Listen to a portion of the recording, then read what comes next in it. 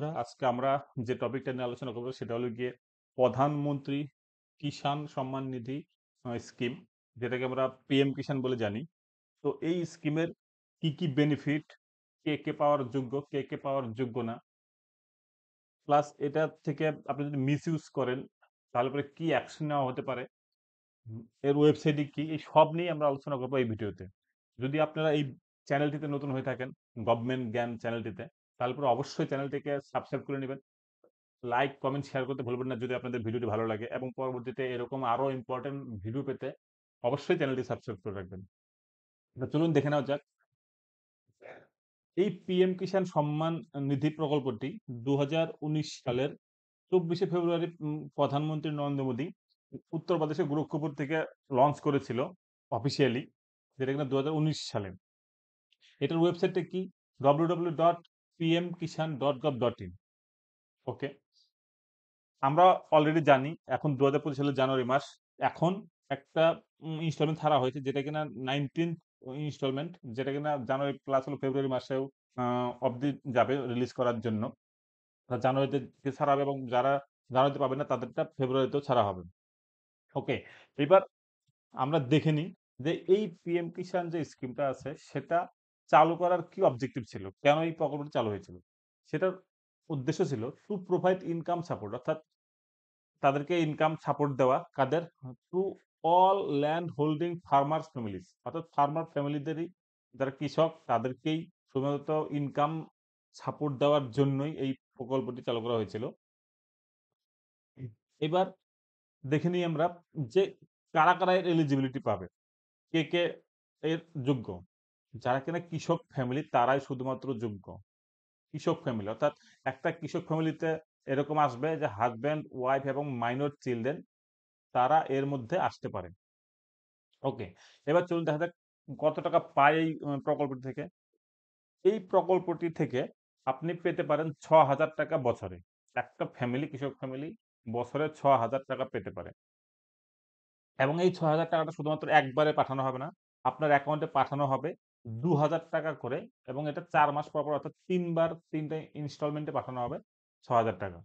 যার মধ্যে এখন একটা জানুয়ারি মাসে অলরেডি 2,000 টাকা পাঠানো হচ্ছে, যেটা কিনা 19তম। তারপর আবার যখন 2000 পাঠাবো সেটা 20তম হয়ে যাবে।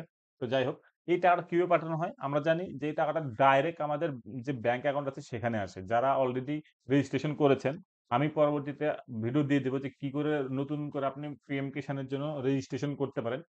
তো সেটা আমি পরবর্তীতে দেখে দেব। তো আজকে আমরা শুধু এই প্রকল্পটির সম্বন্ধে জানি এবং কেন জেল হতে পারে আপনাদের সেটা নিয়ে আমি সতর্ক করার জন্য এই ভিডিওটি বানালাম। কারণ অলরেডি এরকম কিছু প্রবলেম তৈরি হয়েছে যেখানে কিছু লোক অসৎভাবে এই পিএম কিষাণ বেনিফিটটা নিয়েছেন, যাদের জেল এবং জরিমানা দুটোই হতে পারে এবং হয়ে উঠছে তাই। কারণ তাদের বাড়িতে অলরেডি আপনার নোটিশ এসেছে, লিগ্যাল অ্যাকশন নেওয়া হয়েছে এবং তাকে ফাইনও লাগানো হয়েছে। এরকম ঘটনা ঘটেছে। সেজন্য বললাম আপনারা সাবধান হয়ে যান।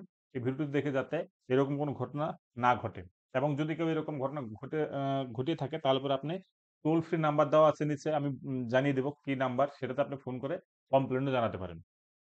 ওকে, এখানে বলা হয়েছে এই যে বেনিফিটটা হচ্ছে এখানে কারা এর বেনিফিট নিতে পারবেন না, তারা হলো গিয়ে কোনো প্রাতিষ্ঠানিক ল্যান্ড হোল্ডার, কোনো ইনস্টিটিউশনাল ল্যান্ড হোল্ডার যারা আছে তারা এর বেনিফিট নিতে পারবেন না।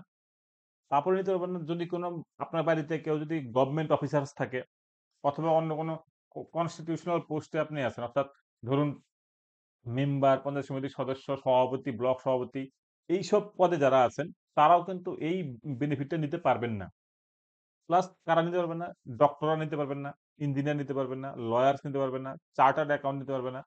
যারা কিনা ট্যাক্স, ইনকাম ট্যাক্স ফাইল করা আছে যাদের, যারা কিনা দেয় ট্যাক্স, ইনকাম ট্যাক্স দেয়, তারা এই বেনিফিটটা পাবেন না। যদি তারা পেয়ে থাকেন তাহলে পরে তারা অসৎভাবে এবং এই ফান্ডটার মিসইউজ করছেন। তো যাই হোক, আমরা জানি যে ফার্মার্সটা রেজিস্টার করতে পারে কিভাবে? আপনার অনলাইনের মাধ্যমেই এটা রেজিস্ট্রেশন করা যায়। এই রেজিস্ট্রেশনটা কিভাবে করতে পারবেন সেটা আমি পরবর্তীতে বলে দিলাম, দেখিয়ে দিব কি করে করতে পারেন। এই ফান্ডিংটা টোটালটাই সেন্ট্রালি দেওয়া হয়। উম একদম পুরা ইন্ডিয়া ওয়াইড, প্যান ইন্ডিয়া লেভেলে এই সেন্ট্রাল গভর্নমেন্ট এটার ফান্ডটা দিয়ে থাকেন। 100% ফান্ডটাই সেন্ট্রাল গভর্নমেন্ট দিয়ে থাকেন। এবার বেনিফিটটা কি? Help farmers to address immediate needs for agriculture inputs, অর্থাৎ ডাইরেক্ট ট্রান্সফার করার ফলে ফার্মাররা ডাইরেক্ট হেল্প পেয়ে যায়।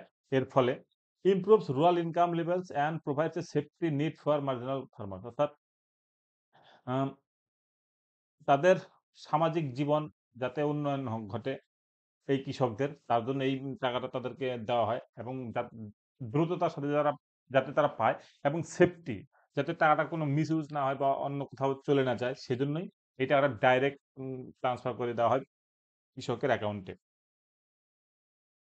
এইবার ধরুন কেউ ভুলভাবে বা অসৎভাবে এই পিএম কিষাণ স্কিম থেকে বেনিফিট পাচ্ছেন। তাহলে পরে তার কি হতে পারে, যদি গভর্নমেন্ট জানতে পারে, জানার পরে তার বাড়িতে নোটিশ যাবে, তার এগেইনস্টে লিগ্যাল এবং ফাইন দুটাই হতে পারে।